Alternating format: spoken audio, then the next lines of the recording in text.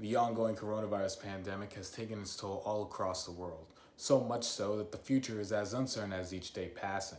The Seton Hall class of 2020 was prepared to take the first steps in their career post graduation, but never could have imagined the world would be in the state it is in today. To all seniors across the country, the deprivation of one final semester is as heartbreaking as all the damage that coronavirus has done to nations around the world. I caught up with Seton Hall Student Government Association's former president Rishi Shah to get his intake on how the coronavirus pandemic has affected his personal life and his duties to the student body. It was really confusing at first, and I really didn't know what to expect with the future of, our university, our last semester. Just being home is also kind of nice. Spending my last few weeks or months with my parents before I move out is nice.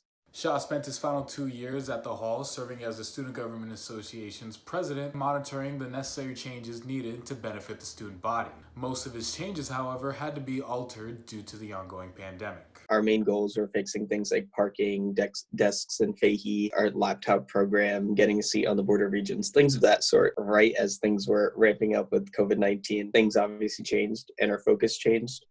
And within my role, I did decide to just put a lot of those focuses on hold because they don't have an immediate impact to our community now. And I did pass those initiatives on to the future administration and things of that sort. Students were just coming back from their spring break vacation when an email from the Office of the President came out detailing the cancellation of in-person classes back on March 11th.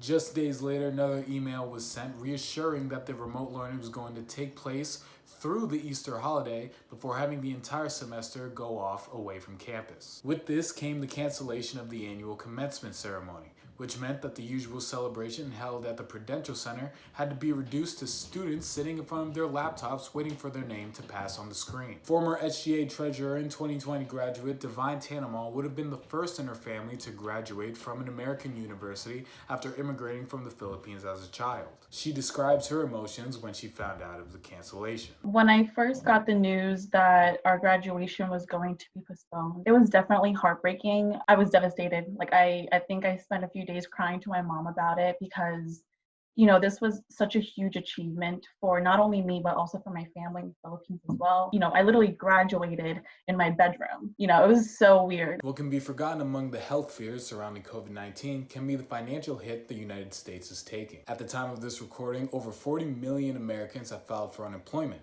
a number that makes up nearly 1 in 4 total working citizens. Seton Hall has taken many steps to combat the financial hit, including furloughing 150 members of its staff and putting a halt on job hirings. This move in total saved Seton Hall nearly $1.1 million.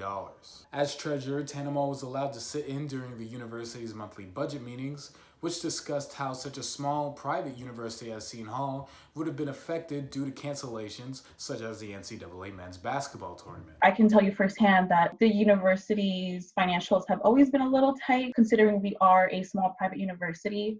So with this pandemic, we're really taking a hit with the cancellation of March Madness and a loss in housing. Broadening up the horizon will reveal that arguably the biggest challenge the class of 2020 will face will be finding a job in a damaged job market. At the time of this recording, over 40 million Americans have filed for unemployment, a number that makes up nearly 1 in 4 total working citizens. Shah and Tanamal were able to secure positions before graduation at Amazon and JP Morgan respectively, while other students had to rearrange their post-graduation plans around the pandemic. 2020 graduate and former WSOU News Director Bob Toohey was able to find a stable position for the time being as he awaits for bigger opportunities to open up as coronavirus numbers go down. For people like you or I who want to work for a major media company, it is a dire time because everyone's laying off and everybody's frozen hiring.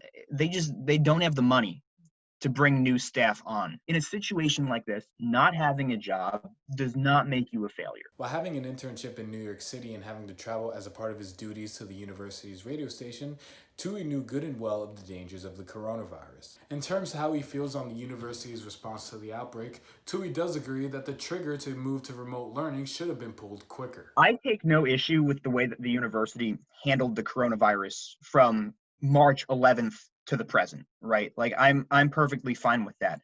I believe honestly that the decision should have been made to go online a little bit sooner, because we weren't at full testing capacity like we are right now. And we're not even at full testing capacity. Like, there are still massive deficits in the amount of people that the United States can test to make sure that they don't or do have the coronavirus. Tui and many other members of his graduating class will continue to surge in this job market to put the skills they learned at Seton Hall to the appropriate position. But for undergraduates, there is still an issue that must be handled accordingly. Shah gave his insight to the many transitions facing the new SGA administration and some advice that can apply to all undergraduates. With change and such drastic change comes great opportunity. And the idea that administration relies so much on student input now more than ever is great for the new administration. And things are not going to be the same, but that's not necessarily a bad thing. And I know that now SJ has a bunch of online tools that they're pretty good at that they could apply in any given situation. None of us knew how to use these things before, and now everyone is on them. Tanamo adds that patience will be a virtue for all students as the university continues to adjust its plan to opening up the fall 2020 semester. I really hope that the student body stays patient with the university. All eyes are on the university presidents right now. Everyone's kind of looking for that perfect solution. But the thing is, this is so unprecedented. All we can do is just really hope for the best and try and vocalize what we want out of this pandemic. On May 22nd, the university sent out an email detailing its plan to open up for the fall 2020 semester. The detail includes a semester start on August 24th and its end on November 24th once students leave for Thanksgiving break. The hybrid flex plan will remain subject to change as the university will monitor a potential second peak of the coronavirus in the winter months. The plan also gives students the option to continue remote learning for the fall 2020 semester if they so choose. Reporting for WSOU News, I'm Ronny Castaneda.